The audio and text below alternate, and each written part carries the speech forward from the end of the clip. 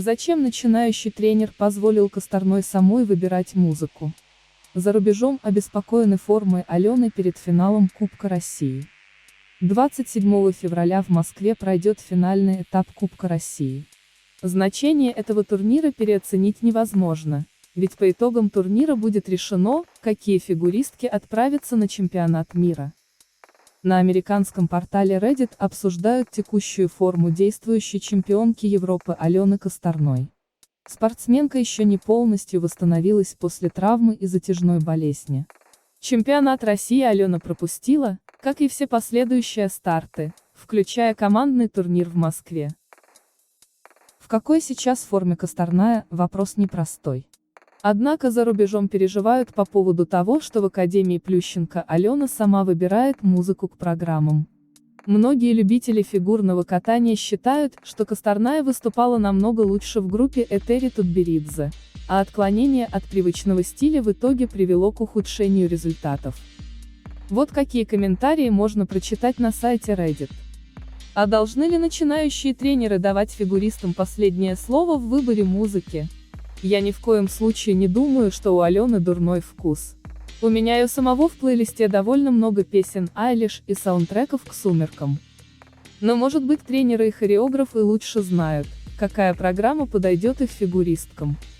Даже если Алена больше не хочет тренироваться с Этери, зачем отказываться от лирических произведений, которые подходят ее катанию?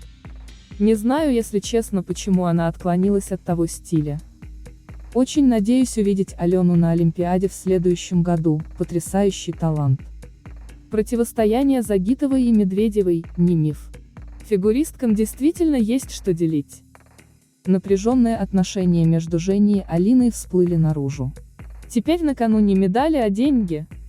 Если раньше противостояние Загитовой и Медведевой казалось навязанным журналистами и фанатами, то сейчас очевидно, что девушки действительно не питают друг к другу теплых чувств.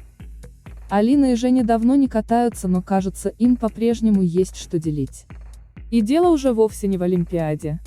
Алина и Женя были подругами.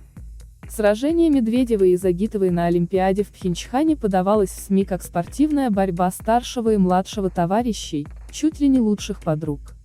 И со стороны отношения Алины и Жени действительно казались милыми.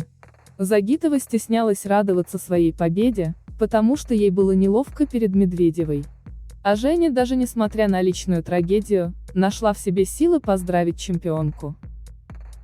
По-настоящему образ непримиримых соперниц закрепился за фигуристками только после скандального перехода Медведевой от Тутберидзе к Корсеру. По словам Этери, Медведева после поражения сказала: «Неужели вы не могли удержать Загитову еще один год в юниорах?» Сами же фигуристки отказывались отвечать на вопросы друг о друге.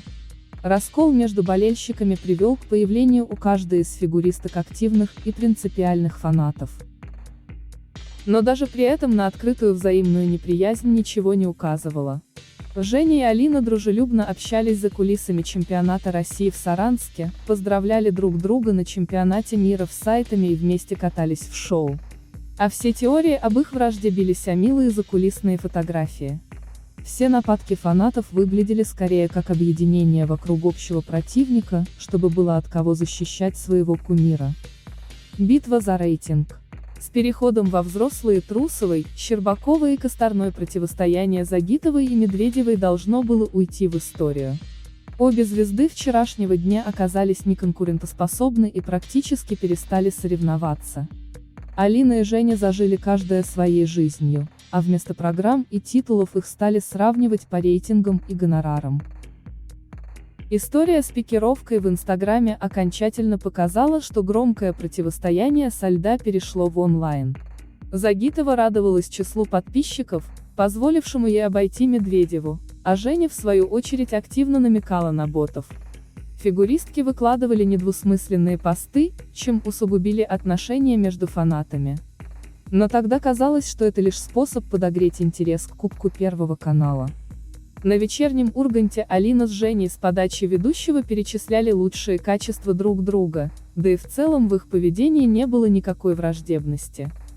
Скачок напряжения.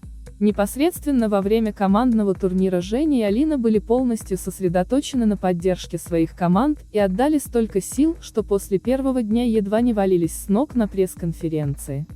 Тогда Медведева лишь намекнула, что недовольна форматом жеребьевки, но никаких претензий капитану красной машины не предъявила.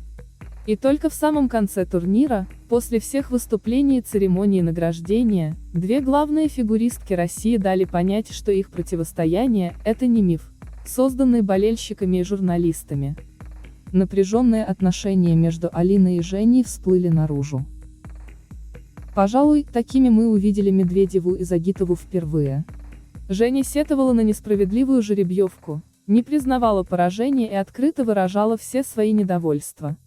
Алина же отвечала на выпады соперницы и делала акцент на победе своей команды.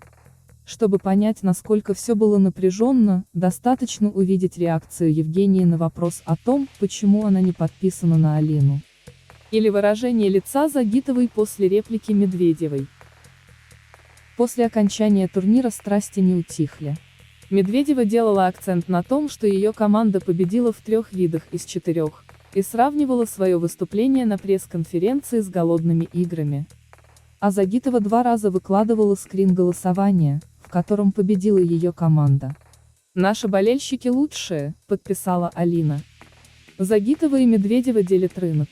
В спортивном плане Жене и Алине делить абсолютно нечего, но противостояние Медведевой и Загитовой уже давно не про спорт. И события в мегаспорте очень красноречиво об этом говорят. И Загитова, и Медведева – дорогостоящие бренды с огромной перспективой. А в бизнесе быть номером 1 ничуть не менее важно, чем в спорте. Тем более, что рынок фигурного катания хоть и быстро растущий, но все равно довольно узкий, а сзади подпирают все новые и новые звездочки.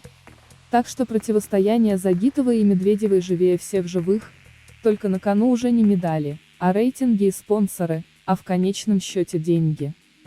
А значит, мы наверняка еще не раз увидим столкновение звезд фигурного катания, по сравнению с которыми пресс-конференция после Кубка Первого канала покажется милой шалостью. Чемпионка мира по фигурному катанию Елизавета Туктамышева оценила шансы Алины Загитовой и Евгении Медведевой на возвращение на высокий уровень.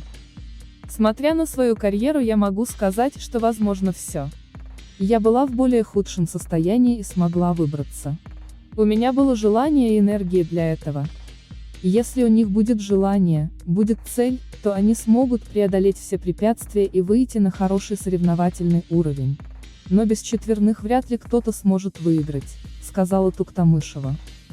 В сентябре 2020 года Медведева вернулась в группу тренера Этери Тутберидзе после 2 лет тренировок с канадцем Брайаном Орсером. Загитова не выступала в соревнованиях в сезоне 2020-2021.